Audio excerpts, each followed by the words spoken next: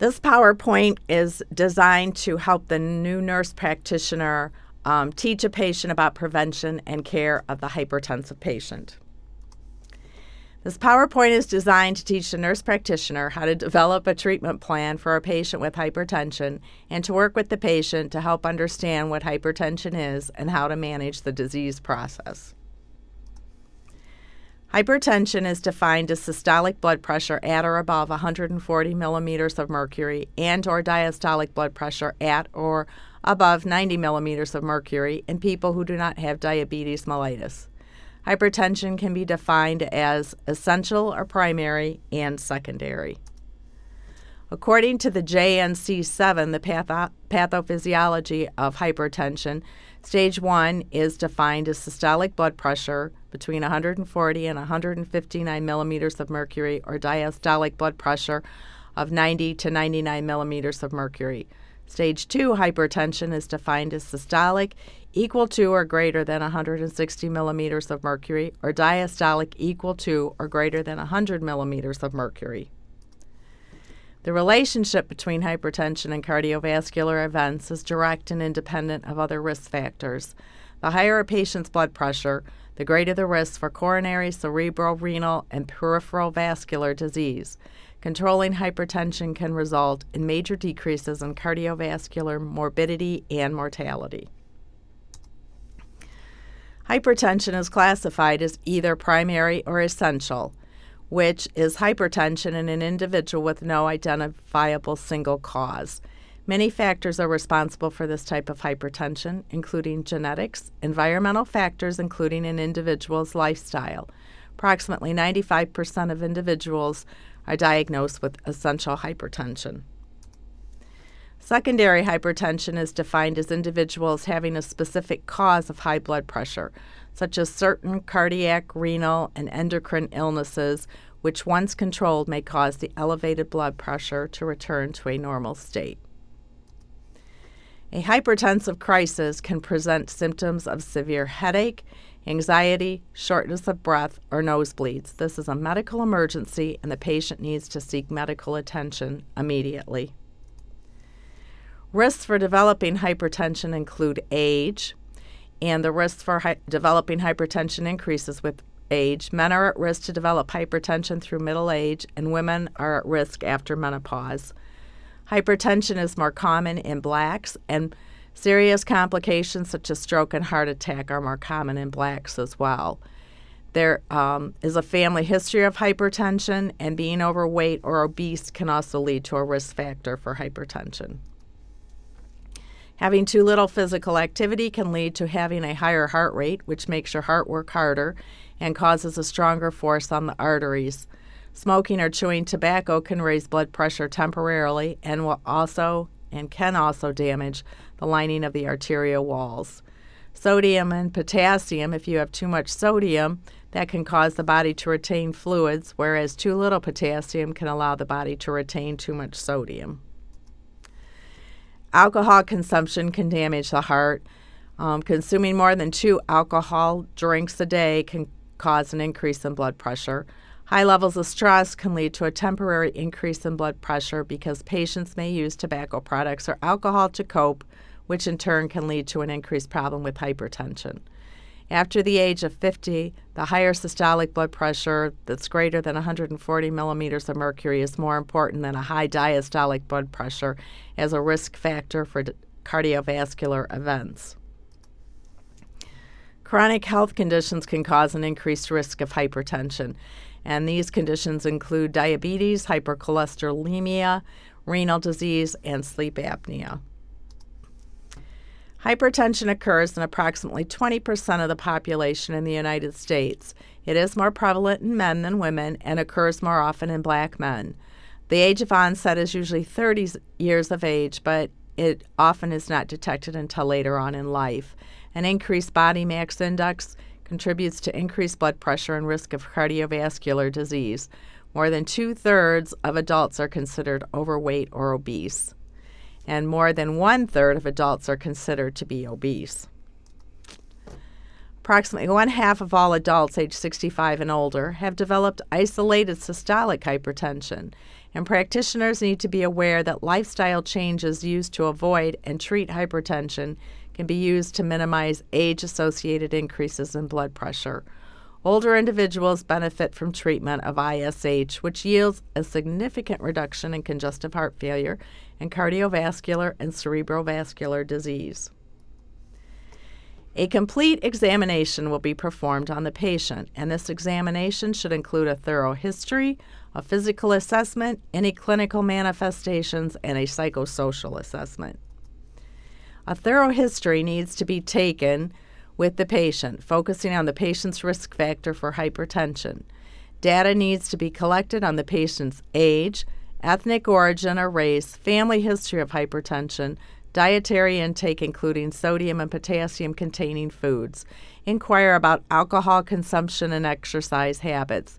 Ask about any past or present history of renal or cardiovascular disease, and also inquire about current use of pharmacological agents.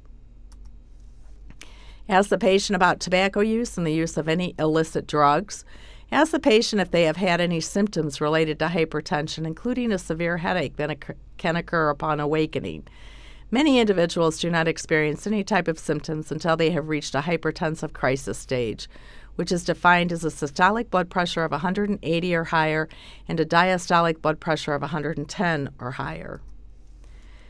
The physical examination includes both subjective and objective. The subjective is a diagnosis of hypertension is usually made after several routine office visits with the patient presenting with no symptoms. The objective examination should include height, weight, and waist circumference. The assessment should include 2 separate blood pressure measurements in both arms with the patient seated in a comfortable position and after standing for at least 2 minutes. The higher reading is recorded. The patient should be instructed to avoid smoking or drinking caffeinated beverages for 30 minutes before the blood pressure is measured, if possible. A fundoscopic examination needs to be performed to observe for any vascular changes in the retina. The appearance of the retina can be a reliable index of the severity and prognosis of hypertension. The chest should be palpated for point of maximal impulse. Auscultate the heart, abdomen for possible bruits or a widened aortic diameter. The kidneys are assessed for possible enlargement, and all peripheral pulses are to be assessed. A psychosocial assessment should be performed on the patient because stressors can worsen hypertension and affect the patient's ability to adhere to treatment. Evaluation should be completed regarding the patient's job related to economic and other life stressors. Patients can have difficulty coping with the lifestyle changes needed to control hypertension, so past coping strategies should be explored. Recommended tests include the following for laboratory tests: hemoglobin, urinalysis, serum, creatinine, fasting blood sugar, as hypertension is a risk factor for the development of diabetes, plasma lipids used to calculate cardiovascular risk, serum uric acid and serum electrolytes. An EKG is a screening tool used to assess for the cardiac target organ damage. An echocardiogram is used to detect the presence of increased left ventricle wall thickness and hypertrophy. Preventing hypertension includes lifestyle modifications such as adopting a healthy lifestyle for all individuals, avoid tobacco products, maintain a physical exercise routine, reduce stress, practice relaxation and deep breathing exercises. You can also take potassium, calcium, fish oil, and garlic supplements as recommended by your practitioner, and all these modifications can be used for the patient and all family members. Prevention, treatment, management of hypertension includes lifestyle modifications, as previously stated in the slide, non-pharmacological therapy, and pharmacological therapy. Prescribed lifestyle modifications for individuals with hypertension and prehypertension include weight reduction, the DASH eating plan, dietary sodium reduction, aerobic physical activity, and moderation of alcohol consumption. A weight reduction plan is that a person needs to maintain their normal body weight with a BMI between 18.5 and 24.9. And if a person does this, the systolic blood pressure reduction is 5 to 20 millimeters of mercury per every 10 kilograms lost. Adopting the DASH eating plan, they recommend that you consume a diet rich in fruits, vegetables, and low-fat dairy products with reduced content of saturated fat and total fat, and this has an average reduction of systolic blood pressure of 8 to 14 millimeters of mercury. Reducing your dietary sodium intake to less than 100 micromoles per day, or 2.4 sodium or 6 grams of sodium chloride, and this has been shown to show a decrease of 2 to 8 millimeters of mercury in the systolic blood pressure. Regular physical aerobic activity, which can include brisk walking for 30 minutes a day, swimming, or attending a low-impact aerobic class. Patients should be informed not to begin any physical activity until after consulting with their practitioner. Regular activity has been shown to reduce the average systolic blood pressure by 4 to 9 millimeters of mercury. Men should limit their alcohol consumption to less than 2 drinks per day. Women and lighter weight persons should limit their alcohol consumption to less than 1 drink per day, and this has also caused a reduction in the systolic blood pressure of 2 to 4 millimeters of mercury. Pharmacological treatment should be offered to all patients in whom blood pressure reduction will reduce overall cardiovascular risk. There are 6 classes of antihypertensives which are suitable for initial therapy based on efficacy and tolerability. According to the JNC7 guidelines, the first class of antihypertensives include the diuretics and thiazide-type diuretics, which are used to treat most patients with uncomplicated hypertension, either alone or combined with drugs from other classes. The thiazide diuretics have been used extensively and consistently in clinical trials, and these include HCTZ, also known as microzide, chlorothiazidone, metalazone, and anepamide. Loop diuretics include Lasix, Bumex, and Demodex. Aldosterone receptor blockers, such as aldactone and midamor. Combination products such as diazide, Maxide, and aldactazide, which are combination diuretic drug. These drugs act on lowering blood pressure initially by decreasing the plasma volume, but during long-term therapy, their hemodynamic effect is reduction of the peripheral vascular resistance. And overall, diuretics administered alone do control the blood pressure in 50% of patients with mild to moderate hypertension. And diuretic therapy has been associated with a slightly higher incidence of mild new onset diabetes. The B-adrenergic blocking agents, and these medications decrease the heart rate and cardiac output, and it's been found that even after discontinuing the B blockers, that cardiac output remains lower and the systemic vascular resistance is higher. And medications included in this classification are tenormin, Coreg, Lopressor, and Toprol. The traditional beta blockers have been found to be less effective on controlling systolic and pulse pressure, and care should be taken before patients are withdrawn from this medication because acute coronary events or severe increases in blood pressure can occur. The renin and ACE inhibitors and angiotensin II receptor blockers, these interfere with the renin-angiotensin cascade. Aliskiren, which is a renin inhibitor, binds with the proteolytic site of renin and prevents cleavage of angiotensinogen. Aliskiren is synergistic with diuretics, ACE inhibitors, and ARBs in lowering blood pressure, and has been found to be effective and a well-tolerated antihypertensive agent. The ACE inhibitors include Lotensin, Capitan, Vasotec, Monopril, Prinavil, and Acupryl.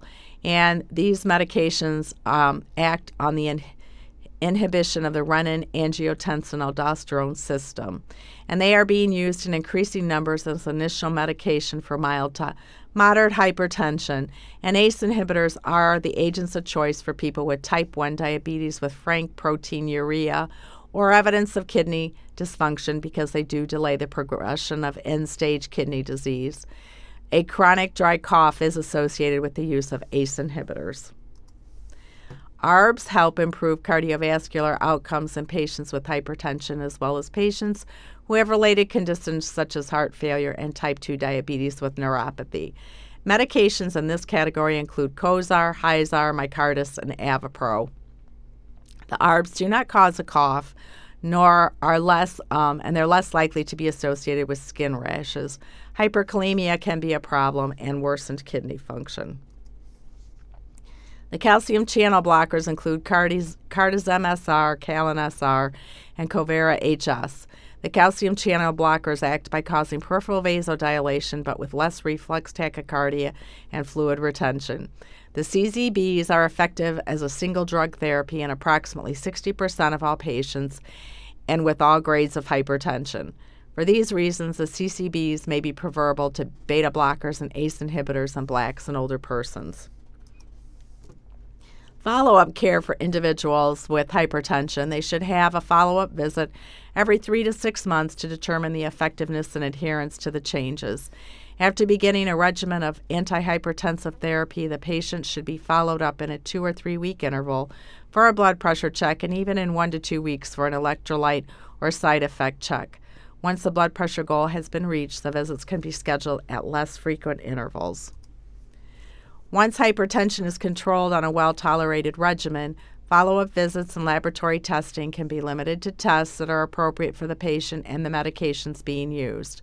Yearly monitoring of blood lipids is recommended, and an ECG should be repeated at 2 to 4 year intervals depending on the initial findings, the presence of coronary risk factors, and age. Pharmacy care programs and home blood pressure monitoring have been found to improve compliance with medications. Patients are more likely to follow their medication regimen and be more motivated if they have positive experiences and trust with the practitioner. Empathy builds trust and is a powerful motivator. Education regarding hypertension can be provided in community programs at schools, work sites, restaurants, grocery stores, and cultural events. Public awareness campaigns are another way to educate the public about hypertension.